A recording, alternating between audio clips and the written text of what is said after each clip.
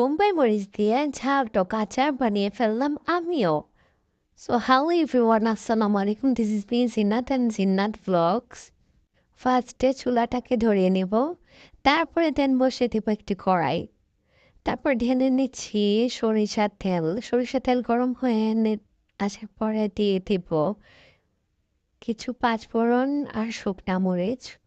এ দুটি দেওয়ার পরে ভেজে নেব। নেওয়ার পরে সাদা সরিষার সাথে কিছু আদা রসুনের পেস্ট মিক্স করে আমি ব্লেন্ড করে নিয়েছি, এটাকে ভেজে নেব। ভেজে নেওয়ার পর দেন আমি কিছু রসুন ঢেলে দেব। রসুন দেওয়ার পরে কিছুক্ষণ আবার নেড়েচেড়ে ভেজে নেব। তারপরে দিয়ে দিব স্বাদ মতন লবণ। লবণ দেওয়ার পরে আমি কিছুক্ষণ সময় অপেক্ষা করব। করার পরে দিয়ে দিব তেঁতুলের পিউরি। তেঁতুলের পিউরি দেওয়ার পরে আমি আবার কিছুক্ষণ নেড়ে চেড়ে নেব। তারপরে আমার কেটে রাখা কিছু আম সেটাকে দিয়ে দিব। দেওয়ার পরে আরও কিছুক্ষণ অপেক্ষা করব।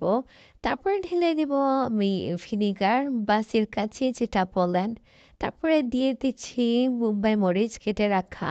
এটাকে দিয়ে আমি কিছুক্ষণ নাড়াচাড়া করে 5 থেকে 10 মিনিট একটু জাল করে নেব।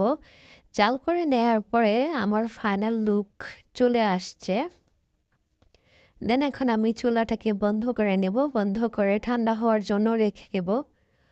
রেখে দেওয়ার পরে এখন ফাইনালি আমার আচারটি টোটালি কমপ্লিট হয়ে গেছে। এখন এটাকে আমি একটি কাচের বয়ামে ভরে নেব।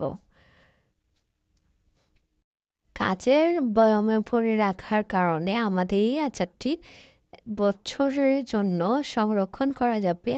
কোনো কিছু হবে না, নষ্ট হবে না এবং ভালো থাকবে। তো ফাইনালি আমার আচারটি কমপ্লিট।